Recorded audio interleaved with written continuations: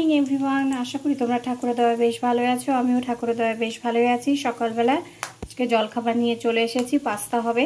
তো আজকে পাস্তাটা কীভাবে বানাচ্ছি তোমাদের সঙ্গে তা শেয়ার করবো। প্রথমে বাদামগুলো ভেজে নিচ্ছি, বাদামটাকে লাল করে ভেজে তুলে নিলাম। তারপরেই দেখো এখানে আলু আর ফুলকপি, কাঁচা লঙ্কা সম্বরা দিয়ে ভাজা ভাজা করে নেব। লবণ হলুদ রয়েছে, লবণ হলুদ দিয়ে দেবো। আর এই যে এখানে পাস্তাটাকে সেদ্ধ করে জল ঝরাতে দিয়ে রেখেছি, তো ওটা জলটা ঝরে যাবে।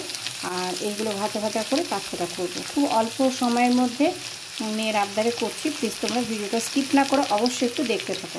ফুলকপিটাকে ভাজা ভাজা হচ্ছে, বাদাম তো তোমাদের বললাম আগে ভিজিয়ে রেখে দিয়েছি। এবার ঝটপট করে ফেলবো পাস্তা। আস্তে আস্তে সব পাস্তাগুলো দিয়ে দিলাম। তো অনেকে এখানে ম্যাগি মশলা ব্যবহার করে, কিন্তু আমি তা ব্যবহার করি না, কারণ এটা আমরা নিরামিষ সম্পূর্ণই, তোমরা জানো। তো আস্তে আস্তে হচ্ছে, আর নাড়তে থাকতে হবে এখন একটু একটু করে, মানে লেগে ধরবে। তো দেখা যাক। তাড়াতাড়ি ঝটপট করে রেডি করে ফেললাম আজ সকালের ব্রেকফাস্ট পাস্তা। সকালের জন্য এইভাবেই করলাম, খুব রিচ করে না, হালকা করে, মেয়ে বলল তাই করে ফেললাম। তো দেখো তাড়াতাড়ি তৈরি হয়ে গেল ঝটপটের পাস্তা। মেয়ের আবদারে তৈরি করলাম, ও বললো আমাকে একটু পাস্তা করে দিতে, তাই করে ফেললাম আর তোমাদের সঙ্গে তা শেয়ারও করে দিলাম। তো সবাই ভালো থেকো, সুস্থ থেকো। আবারও দেখা হচ্ছে আর একটা ভিডিওতে। সকালের জলখাবার আজকে দেখালাম, তারপরে আবার দুপুরে কি হবে অবশ্যই দেখাবো পরের ভিডিওতে।